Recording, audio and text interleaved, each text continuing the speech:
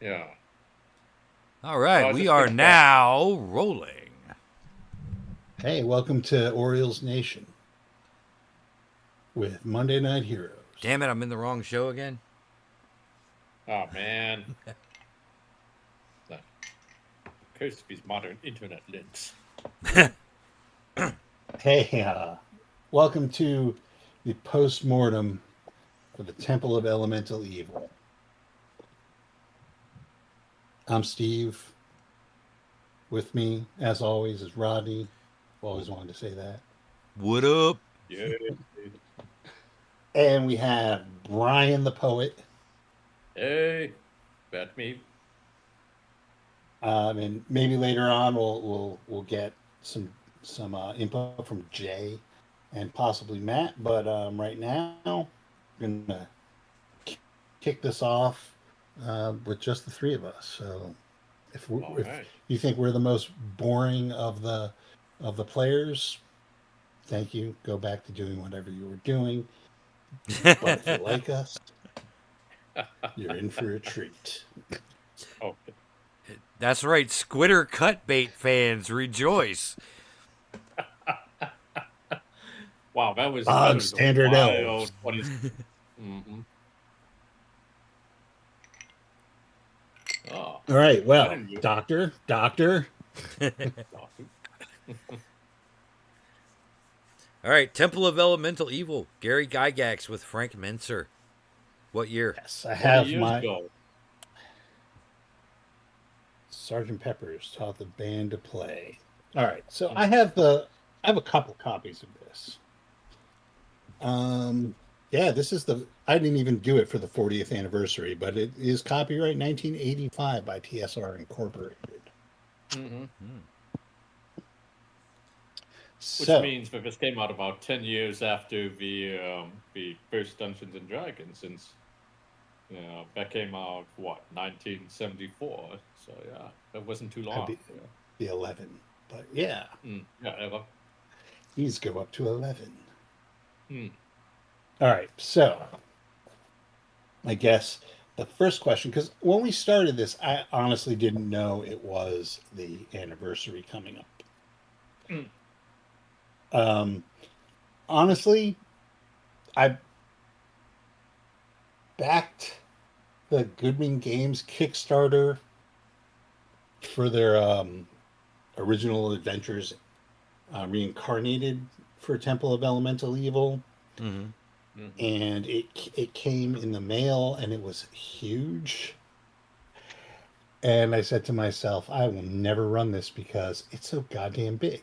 And that's, Mm. even with because those always have a reprint in the beginning. I don't know if you guys are familiar with that series. They always have Mm. a reprint of the original adventure, and Mm-hmm. then the 5e adaptation of it, Mm. and they add, which we'll get to in a moment. But yeah, it was. I'm never going to run this. I don't run a lot of 5e, and it's huge.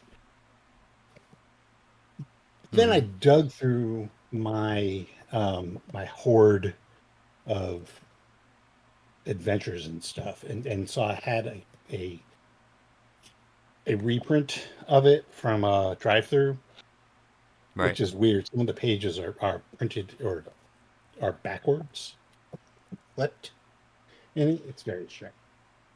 And this looks more manageable. Little did I know. Um, but that's like why that was my motivation for it. It had nothing to do with like anniversaries or anything. It was like this is cool. I mean, because it's old, classic. I've never run it, and it just something I think I could do. So I decided I wanted to do it. It's just like Massive Nyarlathotep. It's like Right. let's just go and grab the Yeah. biggest fucking thing that they have to offer and just do it. Mm-hmm. Yeah. Go big or go home. Mm. That's. And I mean, you guys will. Sure, why not?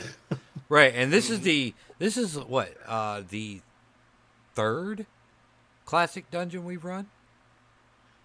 From D&D. Yeah, Well, define classic because I don't know if I count White Plume Mountain. as a classic. Hmm. No, as something we played. Oh,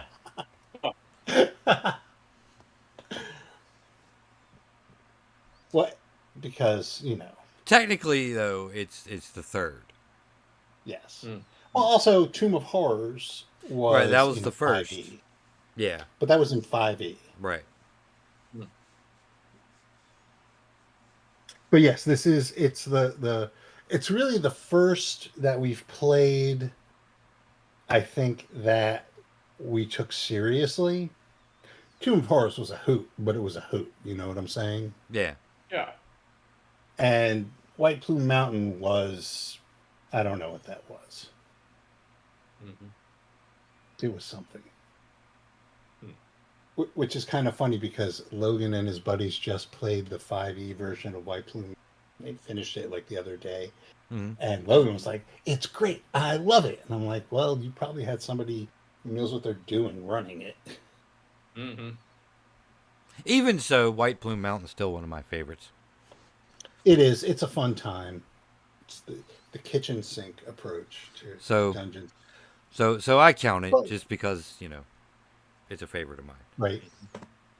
Okay. Fair enough. Now, you were running it. Now, Brian, you've done this one Mm-hmm. before, or read it, or run it? Let's see. This is a weird one for me because my team and I, in the 1980s, I think, yeah, we were just a bunch of little high school kids running this whole thing then, and it's like, I admit we probably just mostly skimmed the original Dungeons and Dragons um, rule set out there. So, we ran into all this, but I don't think we got very far into it. I think we got to about the boathouse sequence then, and then we all got ourselves accidentally killed off out there. So, compared to the other modules, I think that we had been running into, this was a very strange campaign. Yeah, when I originally ran into it. So it's like I really appreciate the way Steve took us through where it felt like this could actually be a story compared to say like we all did Tomb of Horrors, and it's like okay, this is just designed to get us killed off in a really gruesome manner out there. Tomb of Horrors is just so punishing, yeah, with Yeah. that. And Well, everything else is just a one-off. This is like a module that there's so many plot holes and things that don't make sense in it. But I will say that it felt like you could realistically have a campaign and follow most of the campaign in the way that the authors wanted to go. At least that's what it seemed like, right? But, or at least that initially, I guess, for my high school group, we thought that it was trying to make sense. It's like, but again, I felt bad. We just left our poor DM hanging. Like, okay, you know what? It's like we're never gonna figure out what was happening with these nodes, so whatnot. Then because he tried to jump us ahead later on. Like, okay, no, you missed the cool part. Well, I don't know how we got to the cool part. Out there, we got killed at the boathouse. Let's see. Uh, but yeah, I mean, this is this is really interesting, Ben. But I don't know. I don't think even now that this feels like a module that you should just play it straight out of the box, as written. I think really anyone who's taken it on should probably, um, be prepared with a lot of their own material coming into it, and based on what the campaign party wants to take it. But I could be wrong. What did you think? Well, I think it was designed that way.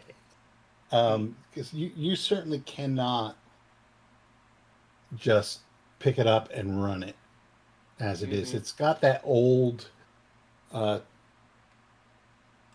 I don't want to say old school, because not all of them Mm-hmm. were like this, but that old mindset of we're going to give you some touchstones and a dungeon Mm-hmm. and maybe some like some cues. This person doesn't like Mm. this. This faction is doing that. But like the note, especially the nodes and Nulb are Yeah. vague as all hell as written. Mm-hmm. Yeah. And you have to come up with something because even the dungeon crawl part of it is is leaves room to breathe. Like there's factions and you have to be able to deal with that as a party, as a GM. You have to be able to come up with some sort of plot, right? Mm-hmm. Or something that develops, between as the story goes on. You can't just okay, well they're the fire people and they hate the air people. Mm-hmm. I mean, Right. that's not fun, especially if you're given that bone right in a dungeon crawl, you got to take it because or it becomes you go into a room, this is what you see, and you fight, and this is what you get. Mm-hmm. Well, I think for me, the weird thing is once we started doing the actual temple portion, that I kept trying to figure out, right? Like, okay, when does the elemental portion really kick into play? I mean, okay, great. It's like you need to have a lot of fire magic to go up against the trolls, and it's really handy against the hill giants and so on. But what really required, an object of water magic, or what really needed the earth magic stuff out Well, there? I don't think it's designed like that. I think that's like Yeah, they're worshiping like the evil that is the elementals, if that makes any sense. And like you said, there's right, plot weirdnesses in it. There's like some whole Lulth subplot going on that I ignored. right. But I mean, but like it's not you go in there expecting to like be the Avatar and his crew. hmm You go in there and there's a fire, and you guys only made it to one of the actual elemental. Um, Really, you only explored the fire section like thoroughly, hmm yeah, and you didn't really do well. You did do the fire temple part, hmm and you actually spent a lot of time in there. yeah, But you didn't touch the water, the air, or the earth temples because yeah, I mean, it's not designed that you have to do everything. You know, hmm like something like Tomb of Horrors, which is designed, it's linear. You have to do everything. hmm Point A, point B, point C. There's a path through. Same thing with White Plume Mountain. There's a path through.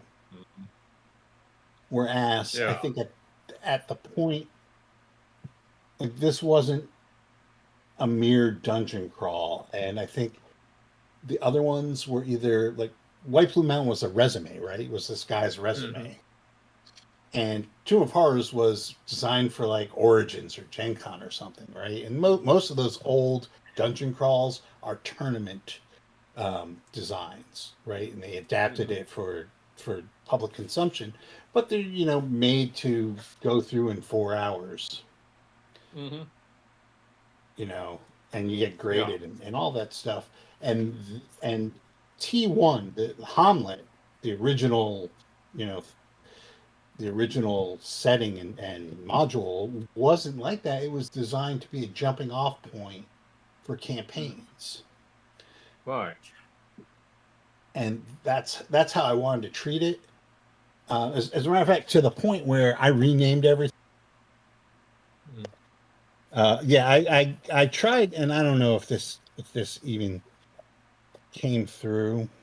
Um, I tried to make it so that Hamlet was like a town that was going through like a cultural clash, right? you had the Cuthbert people, and then the Druid people, right? And I Mm-hmm. tried to give the Cuthbert people like European sounding names, and I tried to give the Druid people Asian sounding names to like kind of Mm-hmm. in to like to underscore that. I don't know if that actually came through. That it was not tension, but more like colonized. And then Nulb was more. It was the same thing, but more of a like a border town, Yeah. right? More Wild West. So the cultures weren't clashing. It was just really seedy Mm-hmm. Yeah, that came out pretty well, I think. Um, because it's not 1985. yeah, but no, I'm still just my head is going back to the thing though. But once we got into the temple, I don't understand how regular players, that they're running into this for the very first time, how they were supposed to be expected to map it out or to keep them a sense of their orientation in this because these are huge dungeons on each level and so on. But it's like, just how is the average party supposed to keep track of which room they walked into or not? So, Right. Well, I mean, somebody is supposed to be mapping, but Yeah. hmm But yeah, even yeah. But still, the size right, of the dungeon, right?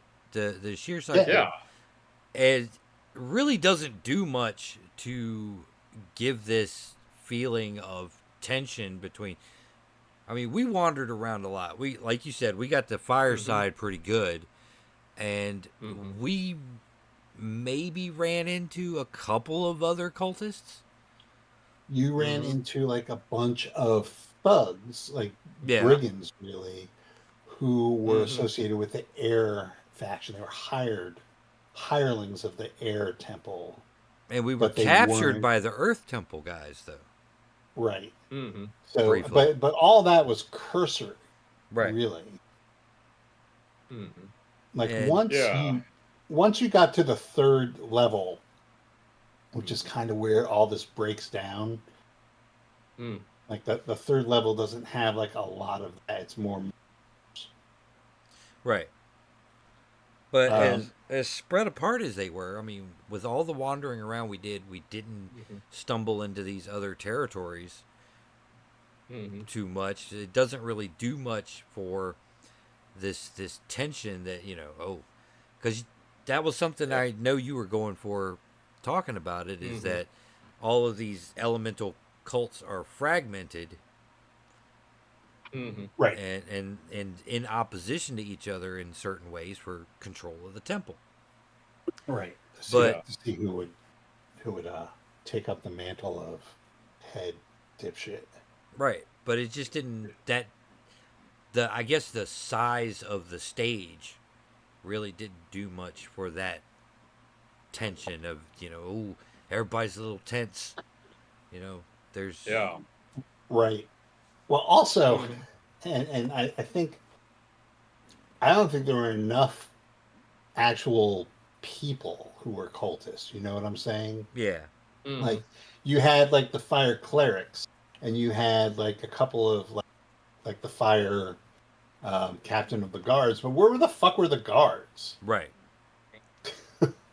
Are we supposed to believe that their entire their main manpower was all bugbears?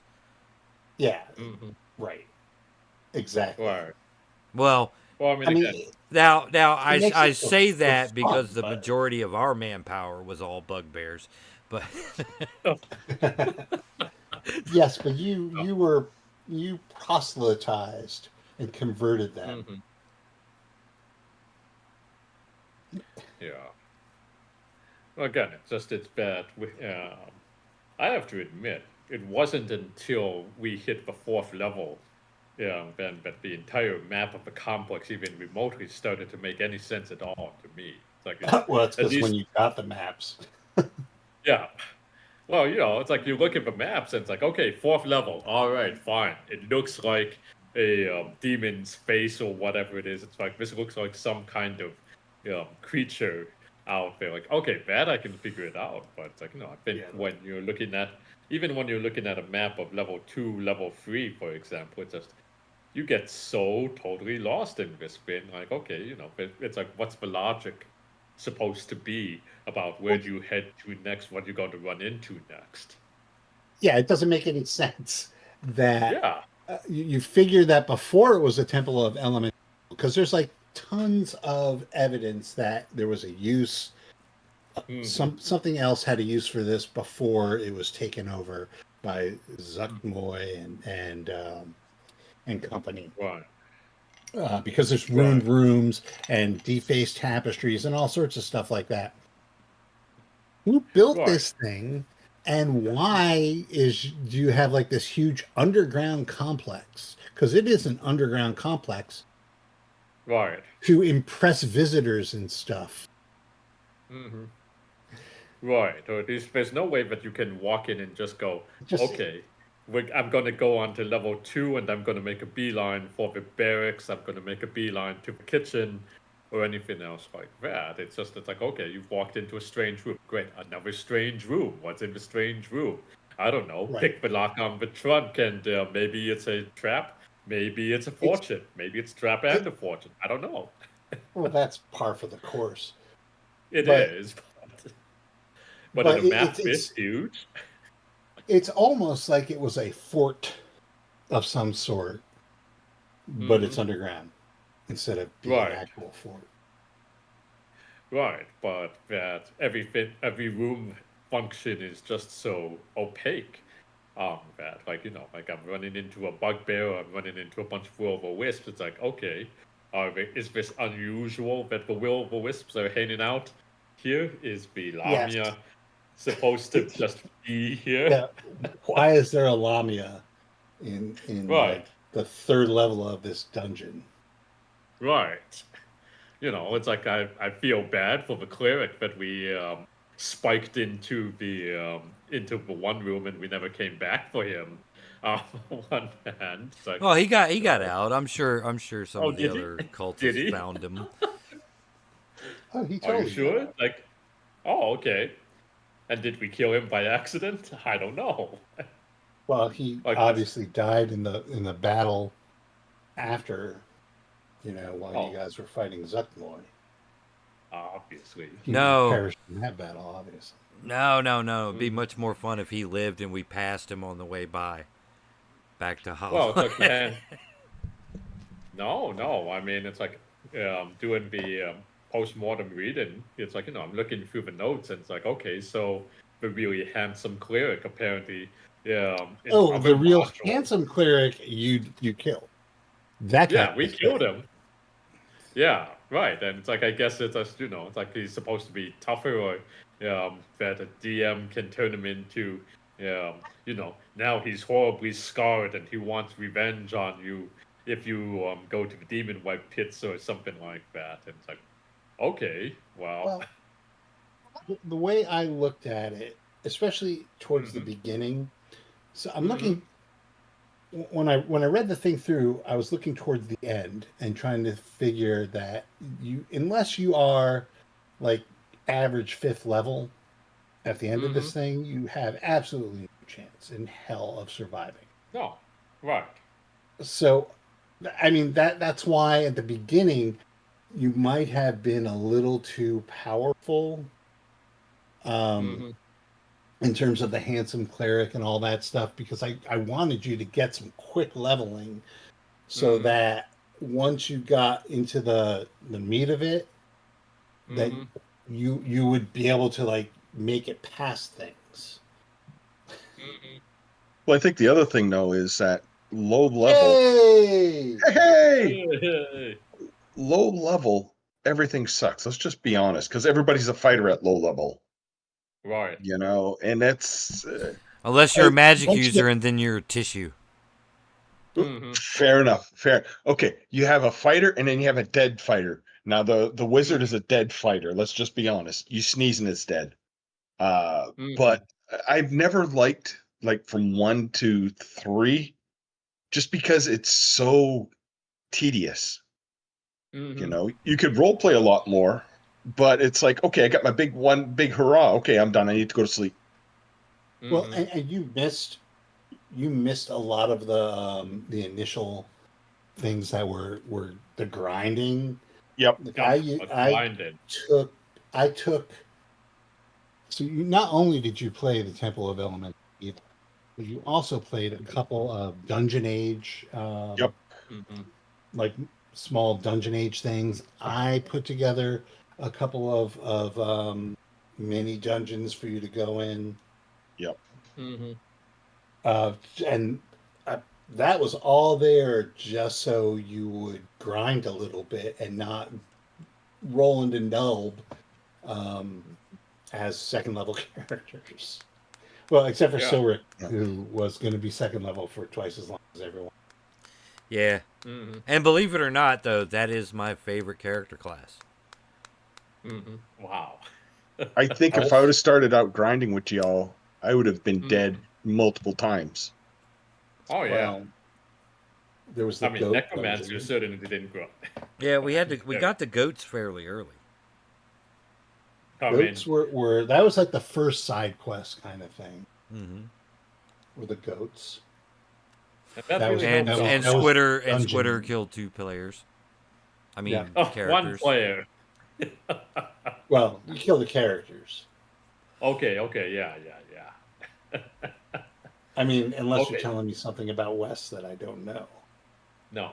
I mean, let's see. But as far as that goes, I mean, it's like I think I managed to at least feel guilty about it for enough episodes out. Yeah. but but still, at the same time, it's like a necromancer who can't resurrect himself. That's a liability. No, but yeah, this is a one where I wish there was a way that you could just start people off with at least one or two pieces of equipment, and that makes sense, or that gives people at least a survivable edge on this. So, I'm going to say something controversial. Okay. how dare I preferred the side content that Steve just shoehorned in Mm-hmm. to the actual Temple of Elemental Evil. Yeah. how is that controversial? Yeah. Hmm. Because Well, this is, I'll be honest with you, and mm-hmm. it kind of goes back to the size of the dungeon. There were Right. points where I had the same complaint with Temple of Elemental Evil that I had with Tomb of Horrors. It's like some of this level design is just boring. Mm.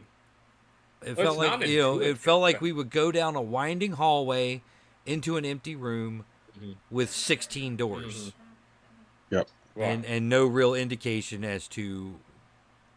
I mean, there was a point where I was literally rolling dice to determine what direction to choose.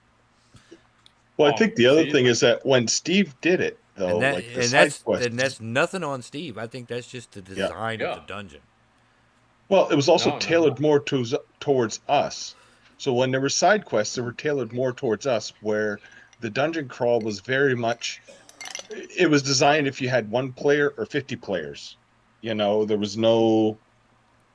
This is how it is, and it's just a stamp. And I think that after a while, like you said, Rodney, it became very monotonous because you're like, okay, I'm going right, I'm going left, I'm going right. It's no longer, it's a dungeon crawl. Right. Whereas when we did the Exactly. side quests, Steve could say, you know what? I think you guys have been talking too much smack tonight. Guess what? You're going to have a white come and say hello, good morning to you. And I think that's what the difference is there. It gives the DM more freedom. I don't think whites can What? say good morning. I don't think they can be out during the day. Well, I mean, it's like, you would think that the big excited moment is you make it to each of the elemental nodes. It's like, okay, wow. It's like, no, actually, it's like by the second elemental, okay, it's hot, it's wet, it's rocky, but it's like, okay, but now I have absolutely no idea which direction we're supposed to go into. There's absolutely no clue in it. It's like that, you know, thank you for making it easy for us to find the different shards we needed out there. But I can see that I with any, the yeah. only I didn't make it easy. I just like if you helped a denizen, they were I don't think monsters are dumb, and I don't Mm-hmm. think they're just like kill or don't kill. I don't think it's like on off. I think like you can interact with you did. Yeah. Had you just decided to hack and slay the yeah, you probably would never have found the node. But you did what they asked, Mm-hmm. right? And why would they why would they lie to you? Mm-hmm. Of course, now all Yeah. those things are dead because the nodes, as soon as Zuckmoy died, all the nodes lost their cohesion. Yeah. So Oops. so Really? really, yeah. So Taki Uh-huh. and the Afrit are the only survivors of the nodes. Oops. Uh, Not your fault. wow. There was nothing to give Wow. us that information either. Yeah, yeah. Wow. So I mean, actually, yeah, yeah, it's like, that, So in technically we can just retcon that, in the you get all the resulting experience for all of magical, that. right, no, in the resulting magical surge from freeing the temple of Zuckmoy's influence, all of the mhm. creatures were transported back to their own plane of existence. No, they were not. Wow. I'm telling you, they Okay, weren't. but do we get the experience points for it? No. No, Damn it. It's- no. I was sui generous with the I, experience points. Because I'm, I know a lot of GMs who, unless you kill it, hmm you don't get shit. But to Hmm. me, if you get by it, or hmm if you meet the encounter and have a conclusion to it, whether it's killing or befriending or cutting a deal or whatever, that's experience. Just hmm so I don't Yeah. mind that at all. Yeah. Though I do know people who would not do that. Who, unless you kill it, it Yeah. ain't I yours. mean, I think we got really lucky that we had a full party for most of the sessions out there in each of the character classes. But I can't imagine what would happen if you had an imbalanced party, like if you were all just majority fighters, or if you were just majority wizards going in. It's like this is one where my sense of it is that, yeah, it's like if you don't bring along, yeah, at least the standard character classes, you could find yourself at a dead end really fast. Well, truthfully, we were about, given our success after we started having allies and party members, you know, Yeah. Hmm in addition to our own like henchmen and stuff, we were probably about 4 players short of a party that could actually take on some of the things that we took on. Yeah, poor Zoot. It's like he didn't even get to No, face fuck justice. Zert. Zert was bad from the beginning. Zert is written bad. He is in here. He's an NPC written in there that is bad. But Oh wow, he's really an actual NPC in this bit. I thought you just made Zoot up. no, I made a lot of it up. But Zert was But Zoot, was was Zert was there. wow. Yeah. Well, then he got what he had coming. Zert was supposed to go with you to do stuff like the moat house, really, and Hmm then betray you. And he did He a betrayed us, lot. and it was But like the blood in our eyes that got us through the well, moat house. well, that's what I figured. I figured like, why would you want to do any of this stuff? And I got to figure like, what is the motivation for you guys to actually do some of this stuff? And hmm Zert was there for me to say, okay. So between Zert and what's his name? I don't even know if I have the card for him anymore. Mm. The Were Tiger. Oh, I don't know if I have his card anymore. I like made encounter charts for the woods and stuff. mm. Yeah. I It mean, would be nice to keep a Hydra. So, is it Oh. Third Chai? mm. Who's Third Chai? No, he's got a shit ton of. Oh, Third Chai was the cleric in the Blue Oyster dungeon. Mm. Oh.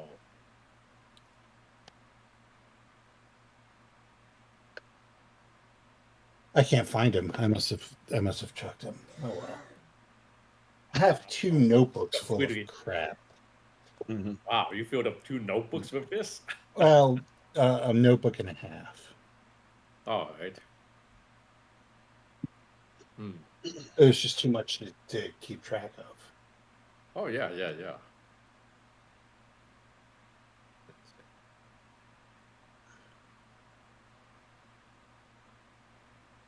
Yeah, I liked the Giant She episode. Oh, that was hilarious. Lindau Kin. Uh-huh. Like, it's like that, that took it to a completely different level of it. Like, whoa, where's this going to go to? Well, see, that's like the cool thing about like the nodes in Nulb, especially, is it's so open. It's like it's just there's a couple things in Nulb. There's the high cleric of Cuthbert is there, and there's like a bunch of spies in there from the City Watch or from the whatever barony this happens to be in. Mm-hmm. Keeping an eye on the temple, and then there's obviously the cultists littered about the town, but really all it says, like, there's pirates, but it doesn't go into any details about any of that stuff. And so it's either push it through Null, or if you want to do stuff, and you guys wanted to do stuff in Null, figure something out. Yep. Right. Yep. Well, and I think that's also the fun thing is that, let's be honest here with D&D, we get to have an adventure with what we want. And I think that was a nice thing is you let us loose, go do stupid things. Even if we said, you know what, I want to talk to the bartender. Why? Because I feel like talking to the bartender. What did you have for breakfast? What did you look like? Shoot the shit. And I think that was the fun part there. And I enjoyed that sometimes more than the actual fighting, because it was funny to get because sometimes I could tell, Steve, that you wanted to reach out and bitch slap us. I could tell sometimes, like, oh, Jesus Christ, there's a plot hook right there, and you're going out left ball field. But it was fun, and I think that was part of it was annoying you, because that's always fun to do, because I'm far away and you can't hit me. And the other thing is that it was... You're not that far away. You know what? Right now you can't smack me, and I can still run faster than you. I can get in the car and do wow. Fair enough. But I think Jay lives on the other side of town. Yes. Mm-hmm. In the hood. If you can call the it that. hood in Arlington. No, I know. I think some the guy thing has though tattoos. His neighbor has a tattoo. Oh no, they're getting ready to sell the house for probably over 7 figures for some stupid reason. Yeah, that's the hood. For half a house, I should say. Yeah, I was gonna say there's 2 family houses over where you are. Yeah. But I think the thing is that you allowed us to be ourselves, even if we were annoying, even if we wanted to do things a little differently, even if I tell everybody to get out of the room as I open a trap chest and you still sit there and hump it while you get poisoned to death, that's okay. You will let us do it. And I think that was the fun part of it. I think that's the job of the GM, though. No matter what game you're playing. Not all GMs are like that. Let's just be honest, because if that was the case, then every game would rock. That's Or true. And or if every game was like that, then none of them would be special. exactly. Mhm. I mean, we So could you're talk. We could saying talk about the it's Traveler special. versus Modern, if we want to go down that road. Oh, right, that's true. We So, haven't played that in so long that I haven't thought about it. but that's what I'm saying though, is that I mean, it makes the GM makes it special, but also allows us to. You allow us to act like a bunch of maniacs, but reel us in when we need to be reeled in, and keeps it entertaining Oh, good. and coming back for I'll more. take that. I'll take that in the spirit that was said as a compliment, hopefully, and say thank you. Yes. No, Yes. you're welcome. Yeah. No, this was good. I mean, it's like I wasn't quite sure what I was going to do with a bard character, yeah, over time there, but I thought it became really interesting as the options unfolded. They're like, okay, well, someone's got to handle all these objects to summon God knows what here, and I accidentally became a trainer by Well, accident. I don't know. I think as a group, Hmm. we just kind of like gravitated toward just like, all right, yeah, go ahead, keep that. Yeah. Yeah. You need something because I don't know what the designers of OSE were thinking with that particular character class. Yeah, With yeah, yeah. bards, Yeah, it's definitely a one-trick pony. yes, Yeah. and Without, I'm after going, and it gets a little limiting. yeah, yeah. I Well, mean, it's it's like, nice that they're able to do druid magic, but ri- right, because when I technically was that trying, doesn't really help you in a dungeon. right, it's like, that was the thing that was, I don't want to say frustrating, but as I'm looking through my different power sets, man, that's like, even with, once I hit the spellcasting level out there, it didn't feel like there's a whole lot that, just the innate bard abilities could be helpful in this kind of a dungeon. Um, entangle. Okay, but there's no plants. It's like that. Okay, thank God, seaweed is allowed in the water node, but it's like that's a tough class to play. It's like I'm more used to the classical bard as thief fighter combination, maybe even a ranger type um, with thief abilities there. So it's a weird class in this OSE version that I had to pivot towards. So thank you for making objects available that at least made it amusing later on down the Yep. line. So, Chef's Adam Doom. yeah. Yeah, you have quite the menagerie available to you. Yeah, I mean, it's like I just felt bad that in the final battle I couldn't bring out everyone out there because that would have been hilarious. Well, Yeah. Zuckmoy, I believe you were saying in the chat afterwards, Steve, Zuckmoy wasn't supposed to be the tough battle. It was supposed to have been the scrap we got into on the fourth floor. Which was the Okay. tough battle. I mean, you all Yeah. had a wheelbarrow um, Mm-hmm. Neko out. Yep. Timpani was Mm-hmm. Timpani had to be like carted out on a truss. Yeah. All of you were down to your final Mm-hmm. hit die, and yeah, I mean Yeah. that was a knockdown, drag out, epic battle. The Zuckmoy thing is more like to me, like design wise, it doesn't make any sense. Mm-hmm. Mm-hmm. Yeah. Like why? Okay, I get it. She's in this interdicted prison, and they're trying to free her, and they can't free her. And Mm-hmm. you guys aren't dumb, so you didn't free her. Right. Right. I mean, it's like, don't Yep. get me So wrong, but and she is nerfed. Like unless you open those doors and she gets access to more of her powers, she's mm-hmm. pretty nerfed, Yeah. right? Because and if you think about it, she has basically four attacks, right? Mhm. Mm-hmm. But the smart way to do it, because she does extra damage if 2 attacks hit the same person. Mm-hmm. So the smart way to do it is to only attack 2 people, which sucks to be the people who get attacked, because if you Right. she is capable of doing a lot of damage. But Mm-hmm. on the other hand, there were what, 5 of you, 6 of you, 5 of you. Mm-hmm. Right. Yeah, 5 of you, plus whatever things that the bard was summoning. Mhm. Mm-hmm. Plus the Ifrit, plus Plus the um, Taki. Efreet, plus Yep, yep. Taki. I mean, Yeah. that's just, they call it action economy now, but like, whatever Mm-hmm. you want to call it, it's just like she's getting 8 attacks on her to her 4, Mm-hmm.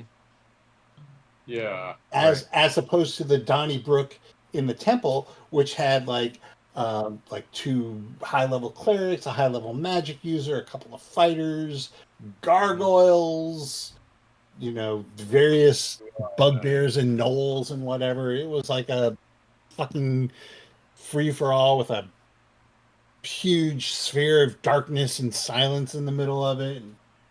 Yeah, that one was a tough one. But where it's, and I think we've Whereas all learned she how to was use a just, flame strike. Yeah. yeah, I mean, she was just like kind of an afterthought, Mm-hmm. Right. But in especially some after ways, like surviving the nodes. Mhm. mm-hmm. That dragon fight was difficult. Yeah. Yeah, Yeah. yeah. The I don't think it was, because if you had decided instead of attacking the dragon, which I think you didn't have any options because of Silric, Oof.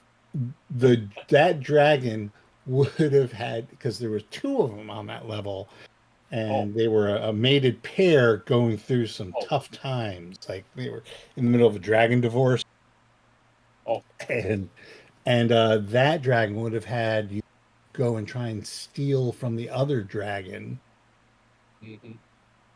and then would have betrayed you. I mean, you would have fought 2 dragons instead of just the one. That sounds like a ridiculous quest, but okay, yeah.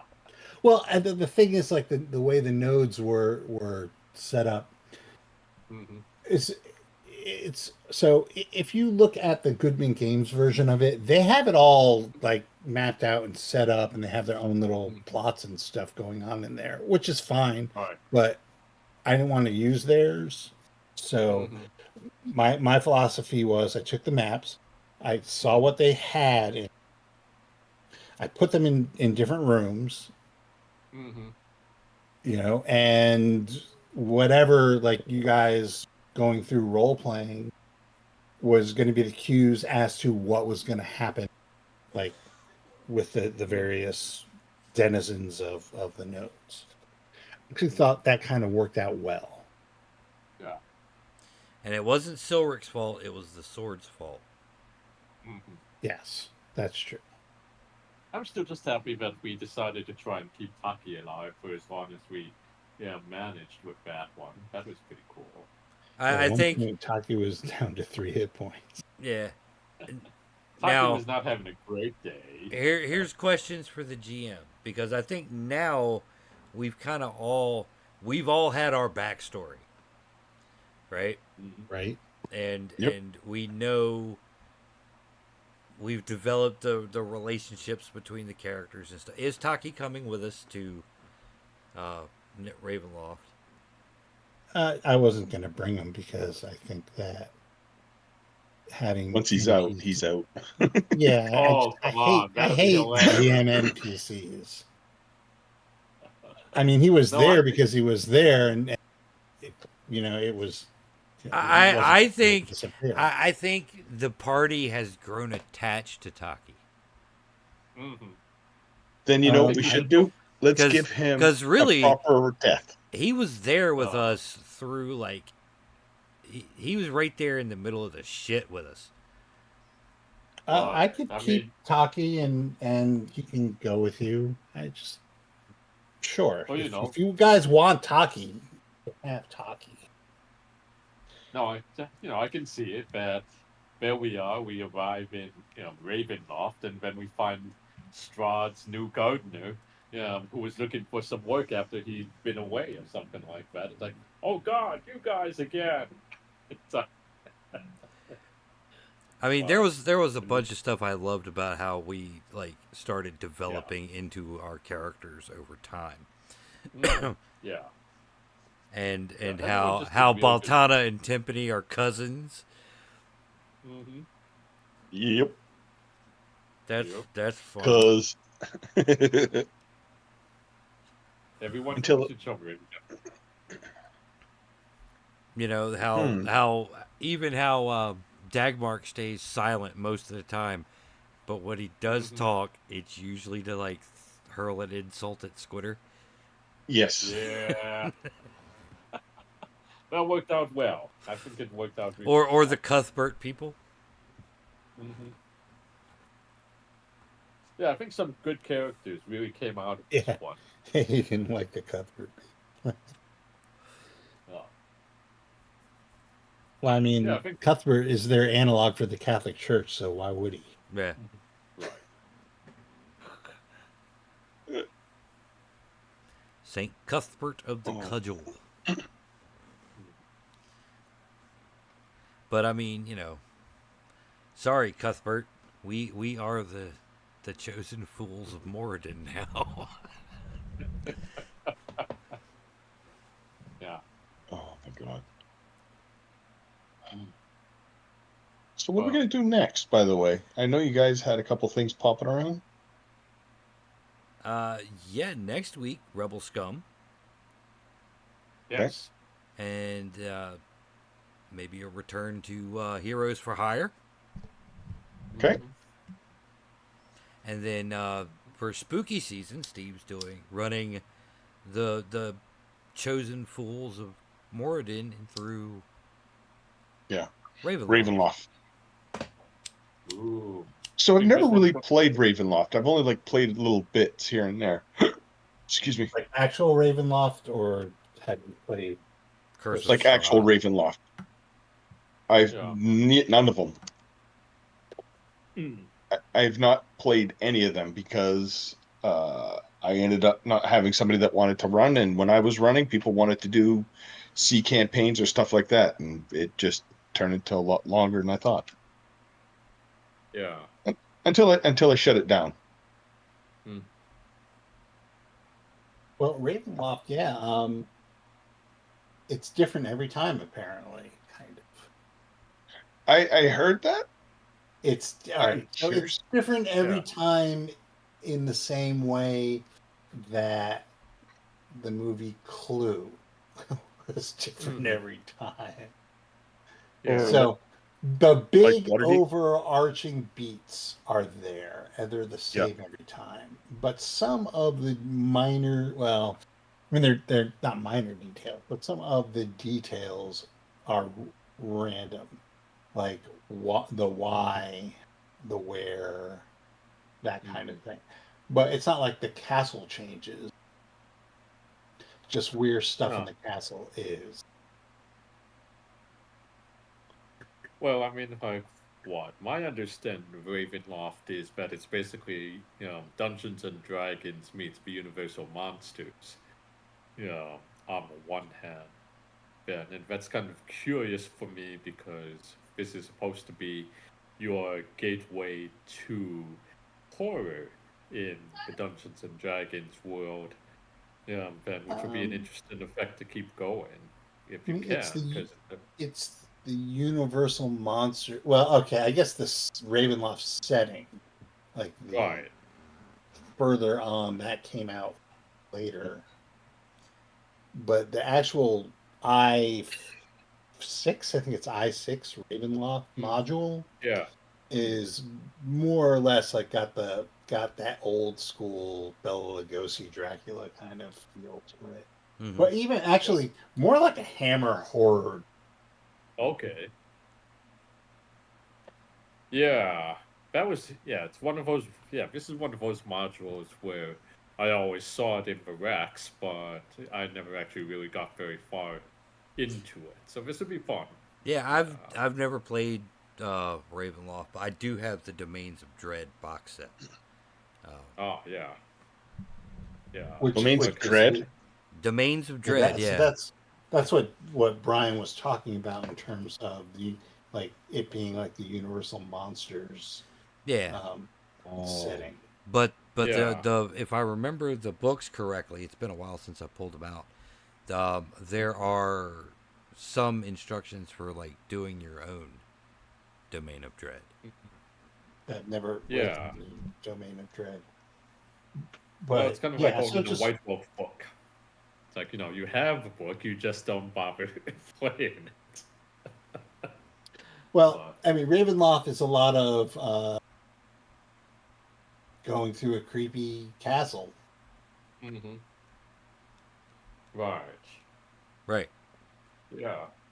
I mean, it's like the question is how are you supposed to portray Strahd, the vampire, in this one, right? Like, it's like, very. Um, I thought I enjoyed the one scenario where he's apparently crossing over to Dragonlance and Kryn, with the Death Knight Lord Soth apparently pissing him off every now and then, for trespassing on his lands or something like that. So, Yeah. yeah, like, do we make him the classy vampire? Gary Oldman on steroids? I don't know. Can I play a Kender, please? Oh, that would be hilarious. Get The your hook last time I back did out. that, the DM wanted to kill me, but it was fun. Yeah, that sounds hilarious. It's like, if it's like, are you going to be But you're tender playing feet or Baltana. That's what Listen, you guys were doing. I would throw Baltana in a freaking volcano if I meant to play a Kender afterwards. Because I am the DM's best friend. Because if the DM needs any plot hook, just put it in my bag and I find it at night. Listen, all sorts of nice? fun. But the thing is that uh, the trick to playing the Kender though was I left it to the DM. Mm. So if I had anything up, I'm not one of those like a sorry for my French. I'm not an asshole Yeah, who goes and steals from the group. What right. the DM would do is roll on a chart and say if I found anything in my pouch. To be just Mm-hmm. like a Kender say, "Oh, look what I just found." I don't know what I found. Mm-hmm. Yeah, well, I Which think that's the best way to play that. It's like, you're basically a wandering bag of holding mixed with a deck of many things and a wand of wonders. Well, Uh, it's not only that. I'd lose things. I would pick things. I would play yeah, stuff. It's just how it is. But the thing is that it can't be something that I am directing because a Kender right, doesn't do it intentionally. They're not a right. thief. So you need a Mm-hmm. third party to say, okay, this is what happened. Right. Yeah, basically a somewhat more directed randomizing factor outcome. Correct. Correct. And Yeah, not only yeah, that, you don't want to be the type of person that steals from the party just to steal from the party. I've had too right. many, I've DM'd too many groups like that. I hate that shit. I know. Yeah. But with somebody like Steve at the helm or Rod, well, actually, I don't know if I'd trust Rodney because he would do stuff to really fuck with me. Mm-hmm. I'm not sure. Oh yeah, that'd be asking to get Rodney. Exactly. You get Rodneyed all right. By the way, Mm-hmm. you now have the mayor signet ring in your pouch. No, no, Oops. no, no, no, no, no, no. That I don't do stuff like that. I Oh, will put something in your bag that you pull out in session 1 and it doesn't become relevant until the second campaign. Yeah, ah, yeah, exactly. I Oh, I just had a posse of interested party after you looking for it, yeah. yeah. wandering around from spaceport to spaceport. Mm-hmm. You had Oh. 4 factions, and now it is 5 factions that Boba want the Fett, object. where? Yeah,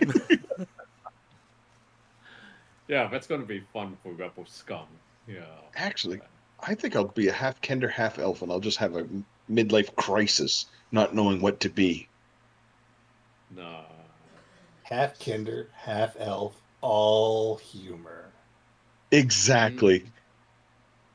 Yeah, it's a demi-human pinball. Yeah,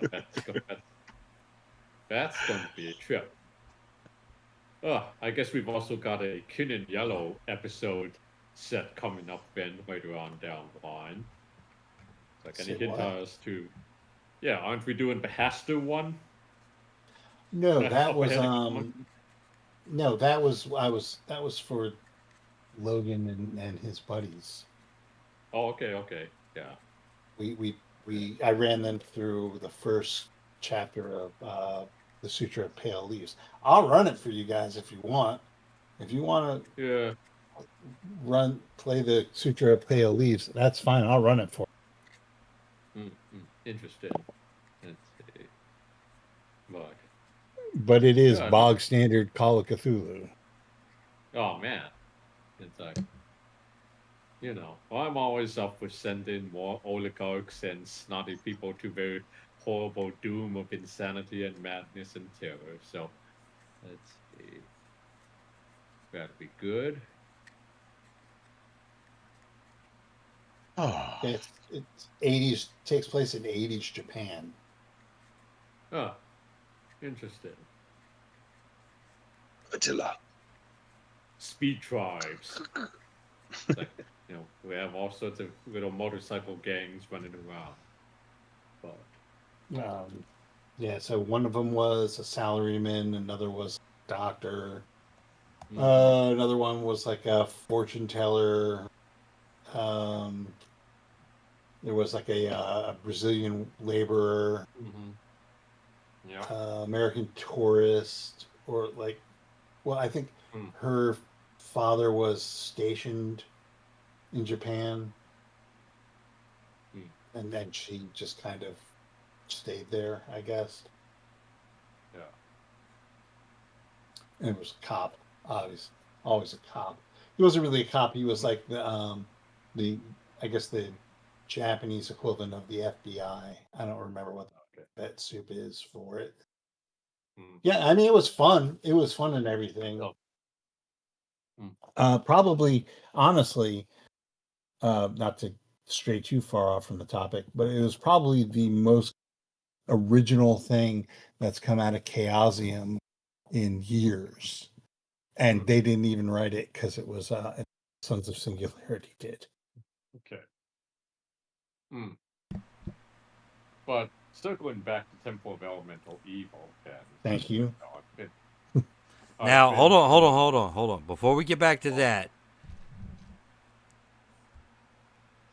okay, so this Call of Cthulhu game you're talking about, Right. if you make it set in the Nippon no Kage universe, sold. Mm.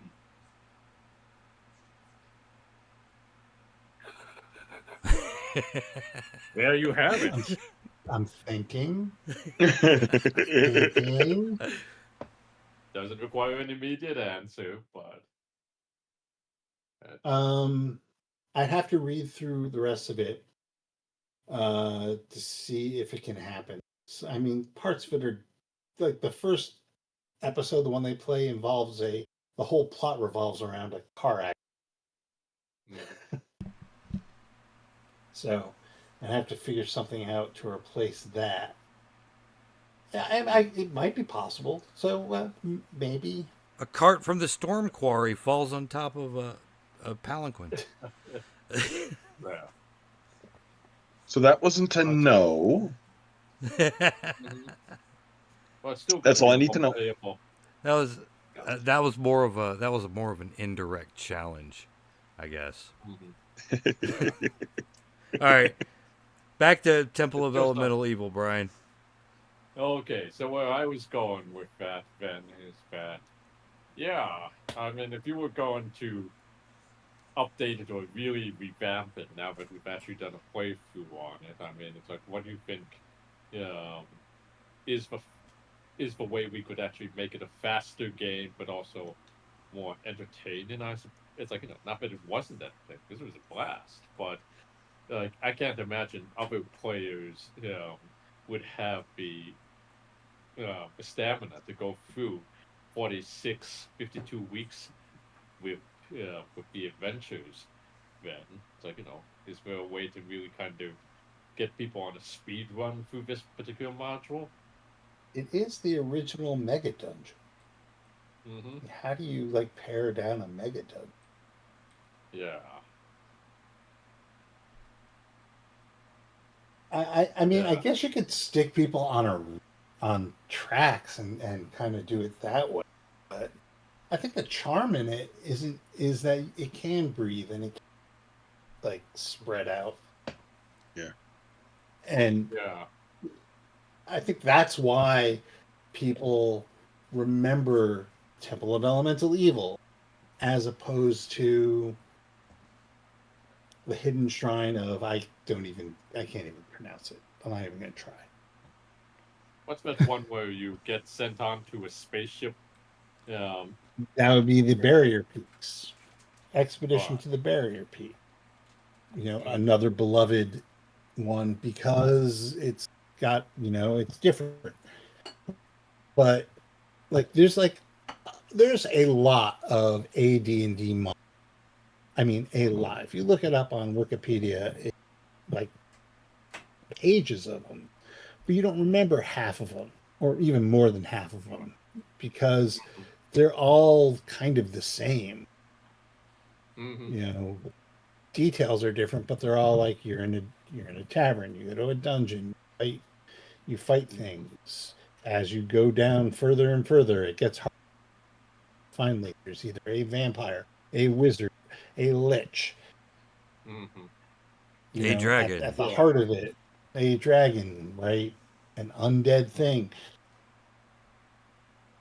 Yeah. And I mean, it. and it and it's dungeon crawls, and there's not a lot of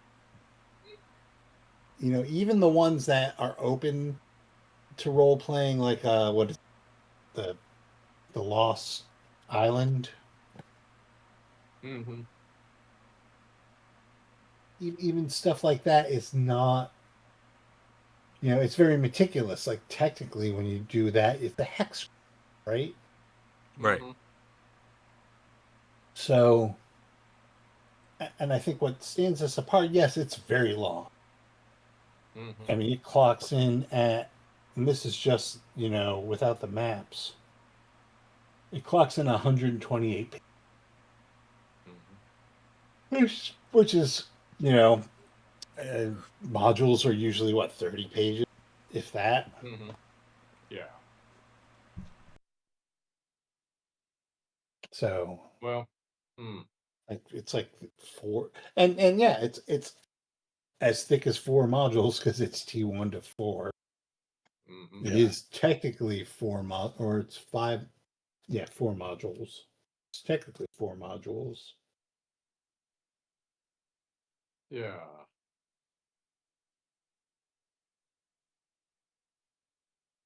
It's Yeah. fairly unique in terms of like that era of Dungeons and Dragons. I know, like after WotC took over, Mm-hmm. you started getting more um,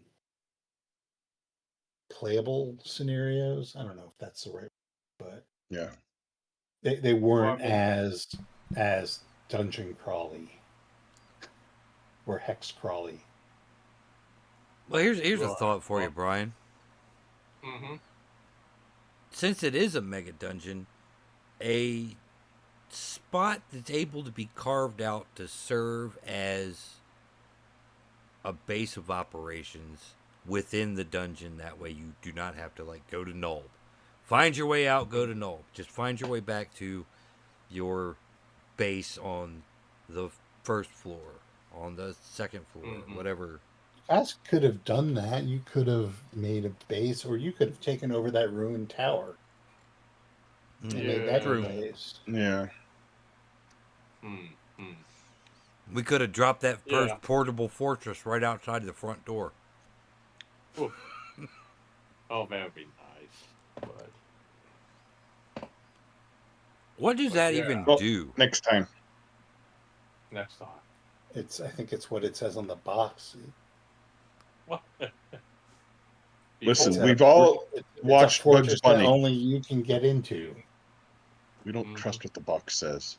Yeah, I mean, it's not perfect by any stretch of the imagination, but I think it's more interesting to play and run, or at least to run, than a lot of the other modules. Like I was considering Against the Giants, Mhm. Yeah. and I read through it, and it's, oh my god, it's fucking boring. Tell me how you really feel. No, it's really it's like it's boring. There's like a couple of cool, I guess, set pieces Yeah. in each one, and there's a little room for, as written. It's like you go to a room, you fight, you go to a room, you fight, blah blah blah blah blah. But Mhm. I think, especially in the first one, you could set it up where you go to a room, fight, and things keep on in because it's like a little hill fort. And if you start a fight in the fucking main throne room, shit's coming out after you. So I think there's No, like a little bit, but it's just like, ugh, more of this, more giants, more fire themed things, more frost themed things. well, I mean, it's like that's the case, I think, that caught me by surprise, where I'm not going to go so far as to say it's role-playing game malpractice, but as I'm looking through the scenarios of the general premise of Tyranny of Dragons, it's kind of like, okay, this should be totally badass. That you're talking about stopping a global conspiracy of dragons and dragon cultists who are trying to bring back Tiamat to the prime material plane. They're like she's Dungeons and Dragons Cthulhu or something like that. Then, Oh, but okay, I but thought how that is this? Yeah, I thought that one was like well received. it is probably well received by most people. When I went through it, but it's just reading through it, it's kind of like I don't know how you can actually get it to be as badass as it should be. Well, isn't the Right? thing with the Dragonlance modules that they're tied to the novels, and therefore there's a canonical outcome to this dungeon Yeah, prior to yeah. playing? Well, that kind of Interesting. sucks. Where your characters Yeah. don't get to be the heroes because this is Dragonlance and they have their own. Yeah, right. Like you might run into Kitiara, but at the end of the day, Kitiara still has to get killed by Lord Soft or stuff like that, and Stern Brightblade has the sads. Spoiler. Yeah. Oh, sorry. you know, We're 20 gonna years, 20 years spoil a later. 35-year-old book Uh, or something. hey, don't you dare age me. Ah, yeah, right. The Azure Bonds were put by a wizard. Anyway. So I have the Dragonlance, but I haven't looked at the module itself. I got it, and I just never played it because nobody was, Yeah. at the time, my kids never really got into it. The new one? So, huh? The The new new one, one? yes. Yeah, I was a sucker. So it's the last thing I bought from them before they went totally, well, they were already totally assholes, but Yeah. it was Before it came Dragonlance. I out? love Dragon. Before it Yeah. came out that they were assholes? No, they were assholes all along. The thing is that I enjoyed the online component, and because I could share it with all, like I did D&D with a bunch of kids that didn't have any of the books, so I could share it. But when you then made it so, even when I paid monthly, you made it so I couldn't share anything with kids. Yeah. It left a very bad taste in my mouth because it was like, oh, you know what? To do that, you need to add an extra $10. Oh, to do that, you need an extra $5. Oh, to do Yeah. that, you need. It's like, whoa, whoa, whoa, whoa! You're nickel and diming me to that. Mm-hmm. Finally, it was just like, fuck it, no, no more. And the thing is that I was willing to pay. I made a whole bunch of homebrew stuff because, like, with some of the stuff I was bringing in from 2E, or AD&D, because they had some cool shit. And I was like, seeing that my homebrew stuff was no longer being able to be played, I was like, no thanks, not interested anymore. So, and that's kind of why I started doing, huh? VTTs in general are kind of like weird. Yeah.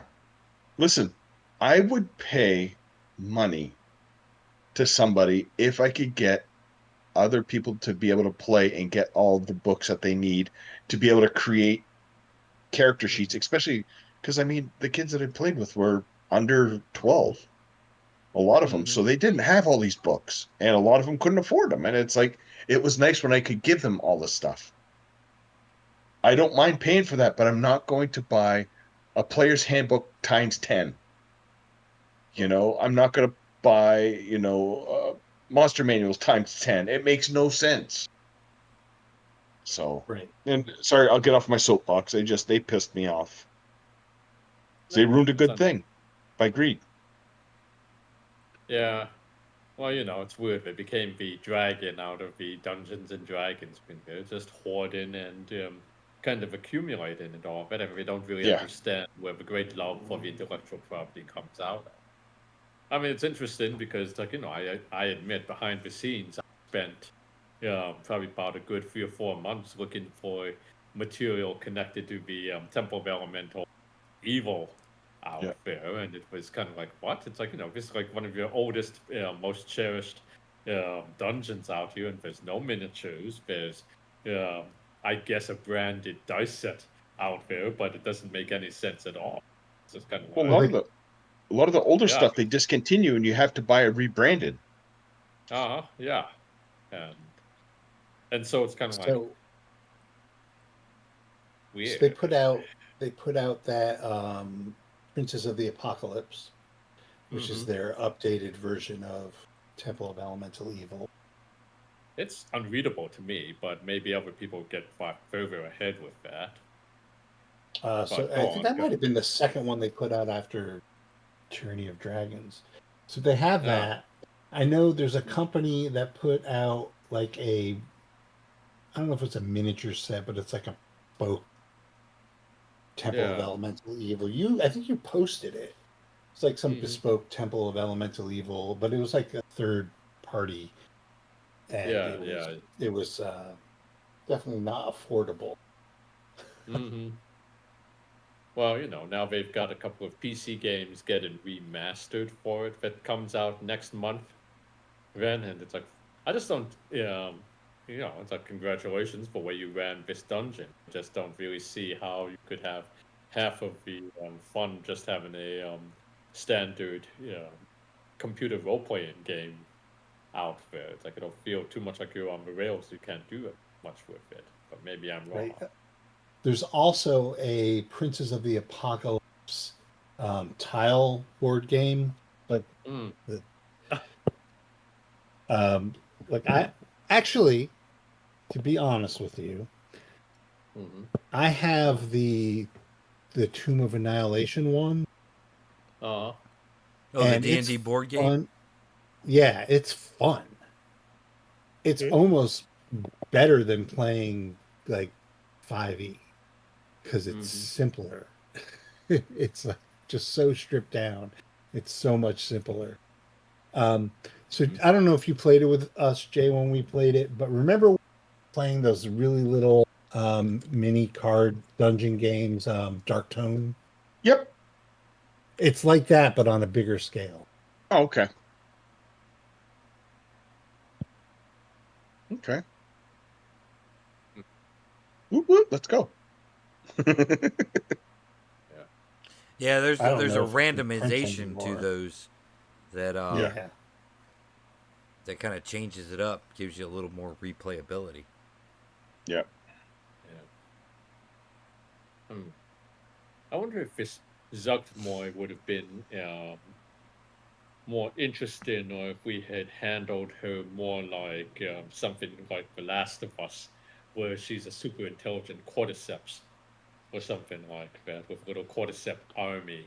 Reign of Evil ends tonight. It would have ended the same way. Ah. I think that would have been cooler though. Yeah. Yeah. Like just in terms of concept, Mm-hmm. if anything else. So yeah, so you're fighting these bugbears. Well, why are the bugbears really give a shit about Zuckmoid or So Ice? repopulate the temple with like cultists and myconids. Yeah, well, Yeah. or bugbears that have like mushrooms sticking out like their ears, or their noses or stuff Oh, like. they all have that zombie fungus, Yeah, yeah, yeah, yeah, Right. and yeah. they just Yeah. have a mushroom that grows up out of the top of their head. Right. It'd be Right. like And everyone's at but- different stages, but they don't recognize that right, they're becoming part of this thing. Yeah. the I mean, it's bugbear like, with all the gifts. yeah, yeah. Like, I mean, but seriously, it's like if I was going to try and take that through again, I would have definitely given Zuckmoy a chance to kind of be a presence, like, you're running through a scenario. It's like, yeah, you kill Valamia, and Valamia's skin is great, except that it's got all these fungal spores or fungal scars on it for some reason. You ignore it, and then, 10, 20 Yeah, sessions later, that's you super realize, cool.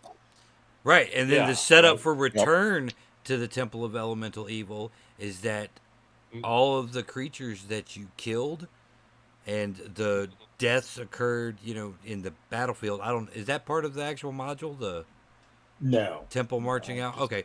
Well, no. Yeah, it should a be. sequel, a return to Well, the Temple of Elemental Evil in Steve's universe, right? mm, With this kind of like funganoid thing is the Should battlefield take outside should of take Hamlet place. is It takes place in Edo, Japan. resurrected uh, fucking mushroom things mhm, because they spored right. when they were killed in battle. So Mhm. now this like army of Yeah, fungus monsters is just growing outside of Hamlet. right. But what if there's also the economy of some people think that these are super tasty mushrooms or something like that because that's what the mushroom wants you to think, and propagates itself over time. Uh, Hamlet, Nuln, the Temple of Elemental Evil, all that entire region is just being conquered by this uh, See, single you don't. organism mhm, right. from Yeah, so you don't know it, but the planet that you went to in Traveler yes, was what Mhm, was exegesis. yeah. yeah. So there you go. That that That's the that third was part. that's the remnants of Hamlet. That's right. It all comes back in full circle for full mushroom. There But is yeah, but there still. is nothing in Traveler that doesn't say that is not possible at all. Hmm. Yeah. And again, like, Somewhere, some sector out there could just as well be fucking Earth or whatever they call it, whatever yeah, unoriginal The name Sword that was. Worlds. The Right. Sword Worlds. yeah. But yeah, so Oh like, yeah. I mean that's what the barbarian classes or life path mhm, is for. yeah. I happen to have citizens of the Imperium right here. Hmm.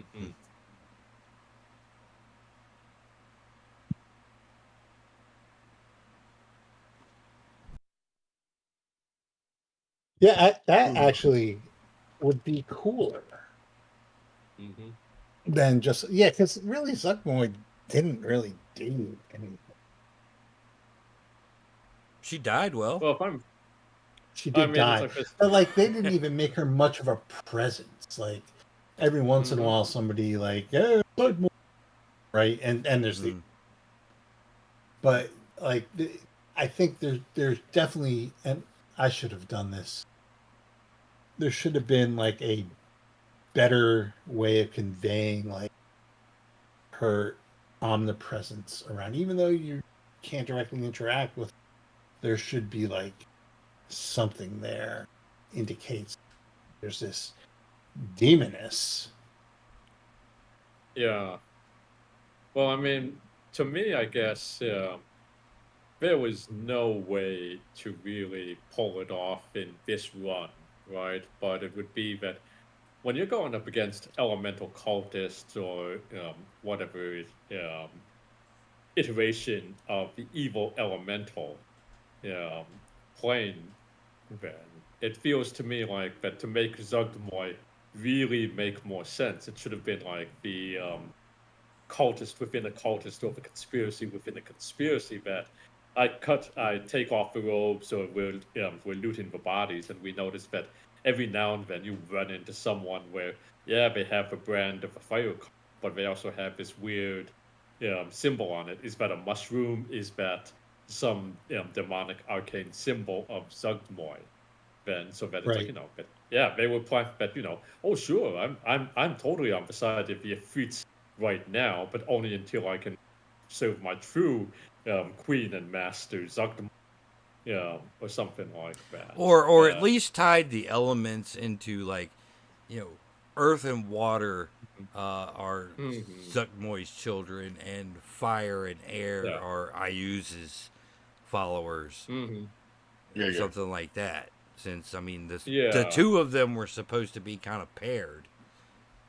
Hmm. Right. I mean, yeah, I mean, it's like my personal favorite conspiracy theory is just that Zugmoy, wanted to be the new elemental form, right? That once I get free, it's like earth, air, fire, water, amateur hour. I'm going to be the fifth element of you know not that wood element or the void element. I'm You're going gonna to be be the multipass. fungus. Right. I'm going to be fungus. It's like fungus is the new supreme element that ties everything together. That's what it should have been. Squitter cut bait, multipass. God. Yeah. It's like, then you see me looking for a little blue opera singer, but Steve Dallas. But no, but yeah, Temple of Elemental Evo's overall cultural impact is interesting as the temple you know of, um, that it's enticing because you think you know what you're getting into, that theoretically if you rise out triumphant over all four elements and the mysterious fifth element. Oh, come on now. The We just spent Avatar. 20 minutes making it better, and now you're gonna get into Right. cultural impact. No, I mean it's that thing of that it's the module that we've all heard of, but I don't think people really played a good version of it. Like Tomb of Horrors, on the other hand, or Tomb of Annihilation, whichever version, it's like, yeah, like nobody likes that module then, but I they like the Tomb of remember getting Horrors. killed by it. Well, it's I just like the that's Tomb because of you got Horrors killed fine. because you get killed in it in interesting ways. So, I I kill took the people wrong in turn. interesting ways. It's You died in the Year of Annihilation. You remember that. The little Tomb of green man. Horrors. Tomb of Horrors is really mean. It's so mean. And I It's like think it's just it's like, there's places here in Temple of Elemental Evil that were meant to be mhm. extremely mean as well. And I Yeah, think Steve toned them down because he right. realized they were mean. Yeah, I know Yeah, that, well, I'm right? not that kind of a gamer. I like Yeah, challenges, not Yeah, fucking right. I slaughterhouses. yeah, Yeah. I don't think Gygax was very player friendly. Right. Like, I mean, the thing is that, with Tomb of Horrors, it's kind of like you look at it and you go, how on earth did you keep people playing this and not just say, this is BS? It's like, this is bullshit. Reputation. All Yeah, right. right. So, according to the Wikipedia page, the Mhm. Temple of Elemental Evil was ranked the fourth greatest Dungeons and Dragons adventure of all time by Dungeon Number Magazine, 4. 2004. So we voted on ourselves and we found ourselves to be the greatest. Yeah. Okay. Okay, Or so what are the what other what is the three? yeah. Oh, I don't know. Keep on the hill or whatever that one. Keep on the is. Borderlands. Keep on the border. Shit. So Scott Taylor of Blackgate rated it Mhm. the third in the top 10 campaign adventure of all time. Queen of Demon Web Pits must be one of them. I think that's just the cover that sold that whole campaign, but I'm not going to go into that. Yeah, I'll give it. I'll give it the fourth greatest of all time. That even though I haven't played them all, I'll give it a solid number 4. Yeah. Even if I haven't played number 1. Mm-hmm. Yeah. Like, what is Maybe you have played number 1. What is number 1? which one? I'm trying to find out. Oh, Yeah. Well, you look that up in the meantime, but All right. is Temple of Elemental Evil required to be in the Greyhawk universe? Well, or Top could be 30 dungeons. All right. Okay, here we go. welcome to Microphones of but- Madness. We're talking right. about the top 30 dungeons. Okay. So let's just go top. We'll go 5 up. Right. Yeah. Okay. All right. All right. So number 5 is S3, Expedition to the Barrier Peaks. Oh, jeez. Okay, sure. Number 4, Temple of Elemental Evil.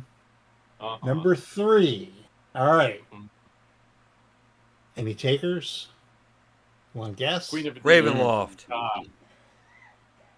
No. Queen of the Demon Web Pits. I have no idea. Honestly. S1, The Tomb of Horrors. Wow. Masochist. Okay. Number 2. Number 2. We will be playing number 2 later on this year. Ravenloft. Okay. The number 1, the top dungeon of all time is the series GDQ 1 to 7, Queen of the Spiders. So that is the Giants, the Drow, and the Queen of the Demon Web Pits. What? Don't get me wrong, it's it's a long ass dungeon out there, but it's like, what's the ultimate encounter for that one? It's like you stop Loaf or something like that. That's just I've read through all that. The Giants are boring. right. The Drow is kind of cool, but Well, it's just the Drow are tough because they're like Romulans, or it's just that no one yes, has the enough whole time to the whole point is to dress up like Drow, put on blackface, and steal their Yeah. cloaking device. Right. Like, I mean, it's like with that one, it's like going up against the Drow. It's like it's no fun in what's basically doing undercover anthropology or something like that. Like, who gets to be a Drider? What do we do with these Driders? It's like why are they fighting? Why are they fighting the Underdark gnomes or whatever here? Oh, Illithids. It's like it's just kind of like but if you're it's like, but as an overall adventure, I just don't see it. But okay, go on. So That's the number 1. Giants to Okay. Queen of the Demon Web Pits. Maybe it's because of the Koatoa. oh yeah, but Napasa Gwen or whatever. Right. The Yo. not deep ones. Yeah, completely intellectually distinct from the Lovecraft estate creations. But yeah. I But don't it's know, funny. I'm looking at this top 10, and it like proves my point of I don't like the Assassin's Knot. what? Yeah, exactly. Dragons of Despair. Well, that's Dragonlance, right? Right. Isn't that the one where you also have a whole mini game of it's like dragon combat or something like that? It's a that you actually fight a little miniature war game if you've got the time between it all. Almost 90% sure. And apparently returned to the Temple of Element as well. Sure it is. Where's The entire S series is on here. What about the Vecna series? Oh Nope. yeah. Wow. Well, yeah. Nope. The only one that I'm looking at. All right, so for later non-numbered ones, City of the Spider Queen is on there. The Dark Tower is on there, which is a TSR thing. That was Judges Guild, I think. Runes of the Undermountain, Dead Gods, The Forge of Fury, which is, I think, Gates of Firestorm Peak. Most of these are like old AD&D dungeon crawls, it looks like. Yeah. I'm looking through the Dragon of Despair module now, and it's like, okay, I don't understand why this would make it to. Oh, it's the first of the Dragonlance modules. Okay, I guess, but It looks I like don't the know. entire I series is on here. The entire S series and the entire I series. Because you have Dwellers of the Forbidden City, and then keep not keep on the Desert of Desolation, which is I 3 to 4, is on there, and then Ravenloft is on there I 6. So I 2 is missing, but Uh, is Palace of the Silver yeah, Princess on there? it is not. Aw, well, Otis got robbed, but The S&M dungeon is not on there. yeah. Let's see. Which one else? There, Vault of a Draw. Let's see. Oh, that weird Aztec one. Let's see. I guess again, it's like with Earl Otis's work, I think I'm just still gonna stand by my assertion that Dungeons and Dragons gone super weird. Like his art was suggesting that we could do. Yeah, this would have been a very different hobby, but especially with that Oh, Barrier Peaks. the Froggo, the Froghemoth is definitely in there Uh-huh. as part of Barrier Peaks.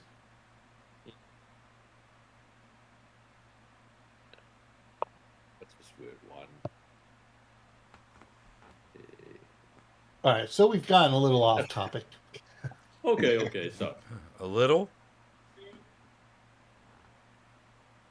Yeah, it's all good. But Dwellers of yeah, the I Forbidden City. to bring it back, I think having like reworking the plot so that you have Mm. more of a presence through the Mm-hmm. use of like mind controlling mushrooms would Mm-hmm. be awesome. Would bring it together a little bit than it is. Mm-hmm. And maybe it's because I've played a lot of Call of Cthulhu, but Mm. I would have liked to have more of the GM facing lore available to players, Mm-hmm. so that like you would have more of an idea of what was going on. Mm. Like maybe like a la like a 90s video game or like a 2000s Yeah. video game with logs or whatever. Just something to kind of like fill in the gaps of what's going I mean, The I think journals of adventurers that came in before and right, failed. stuff like that. Right. I guess you can't really I have mean Mother computer Tendelet telling us terminals. campfire stories while we're recuperating. Right. I gotta admit, I think I would have felt a little bit more oriented in this bit here if I had at least had a better hit list of people to watch out for from right off, almost right from the start. Than of the different elemental factions, like here's the head water priest, then and his top soldier or something like that, or watch out for the warriors of a water brigade. I don't know, but that so that I know that I have a better sense when I'm running into someone, Ben, or if that's like, is this just a pack of trolls, or should I be aware that that we just killed the #1 hill giant lieutenant for the Earth tribe or whatever? That just that was a confusing point for me throughout that thing, but it's not, it's like it doesn't really lend you to it in the way that it's just written in the stock format. Right. I mean, they definitely have to write it, like Jay said earlier, for the lowest common denominator. You have to make it as simple and playable as possible. They've allied themselves with Zuckmoy and Evil. Their names don't mean anything. Well, yeah, they're all going to die, but it's just kind of like, even still, it's like, it's just to know that I can scratch that faction off the list, or we took out their lieutenants or something like that. But here's the promising captain who's master of 2 elements. I think then that you would end up with like a 4,000-page Temple of Elemental Evil. Right. Probably. Yeah.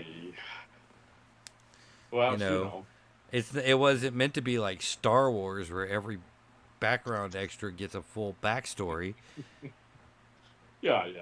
But still, actually, maybe that's it. We also need an easy. This game Knoll needs number 36. Yeah. This game originally recruited as an Earth, as a lackey of the cultists, quickly defected to air.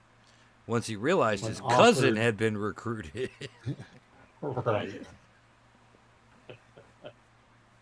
Well, maybe this game, this particular module needs an easier way to do a bunch of mass kills if you're only level 6 or 7. I'll say. I was way too. That is one of the drawbacks of most role-playing games is they don't have mass combat rules. Right. We have to kind of fog of war it. Right. I mean, did you really, want to try to drag out and make a game of chainmail happen to go along with this? Because, no. Let's see. This was what, 80? Was this written for first edition or second edition? First edition. First edition. Yeah. Okay. So yeah, chainmail or the later iterations Hamlet for mass combat, or end up playing a completely separate game. It kind of takes away from what it is, really. Mm-hmm. So I think this was put out at the point where they had changed the covers of the games. Went to the orange covers. But they hadn't put out the second edition quite yet. Yeah. Well, gentlemen, I have to drop. And take care of the kiddos. All right. Jay, thanks for coming in. No problem. We'll be playing next week, right? Yep. Rebel Scum. Awesome. Making our own characters, or do you have pre-gens, or? You can make your own characters. It's so stupid fast. Okay. All right. Quitter Cuspate on the way. I'll talk to you guys later. Talk to you later. All right. So let's wrap this up. It is getting rather late. So, final thoughts on the Temple of Elemental Evil. Rodney. Final thoughts. Glad it's under the belt. I don't think I'd ever consider playing it a second time. Right. This is technically the second time I've played it, but the first time I've played it all the way through, and I don't think there's a lot that I would have done that much differently on one hand then, but it's one where I get the nostalgia people have for the idea of a module that of the campaign, and I think everyone should go through it.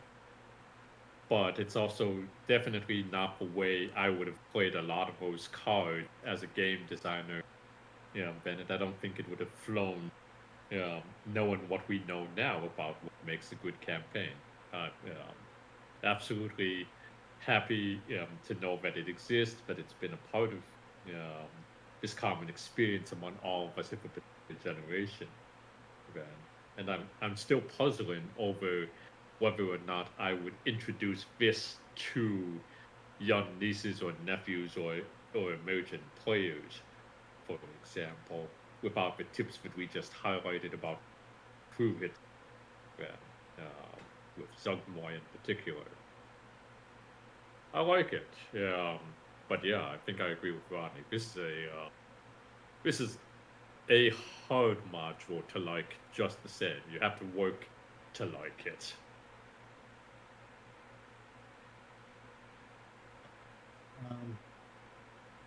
I had a blast running it.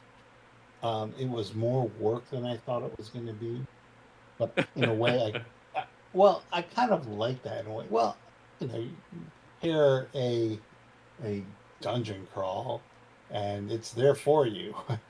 You don't really have to do anything but look up stats, right? Yeah, Right. yeah. Make sure you know what the spells do.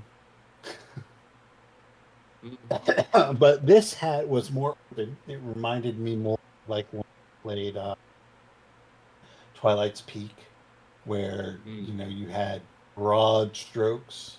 Obviously, the dungeon crawl part was the dungeon crawl, but there were a lot of broad strokes that were um, up to the GM to fill in. I kind of like that. There was enough to go on, but enough room where you weren't locked into doing what it says.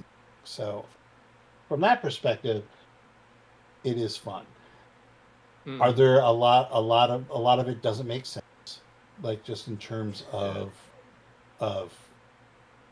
would they really do that? But it's fantasy Greyhawk, so sure, why not? That's what they do every. Right. But I guess I would say that it looks like it's pretty convenient that you could stop after almost any session where it's like, okay, you know what? You fought it out. It's like, no, if you guys want to keep going, and you survived, you keep going. But on the other hand, it's like, here we are at the edge of the temple, and you just got yourselves killed, and it's like, yeah, fine. It's like, it's pretty easy to conclude the campaign and move on to the next one if you wanted to. That you don't have a lack of ways to kill the players or a lack of ways to keep the players alive out there. So maybe some credit for that, right? Is that the impression that I got from most of the sessions? Yeah. Yeah. Yeah. Would I run it again? Probably not. But then I said that about Massive Nyarlathotep, and I ended up running it again. So who the hell knows? Right. Well, we'll come back to you 40 years from now, and we'll play it for the 80th anniversary. The return of the son of the temple.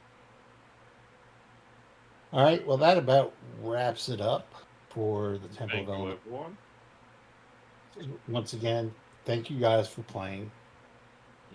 Thank everyone who tuned in or downloaded the podcast or whatever for putting up with it.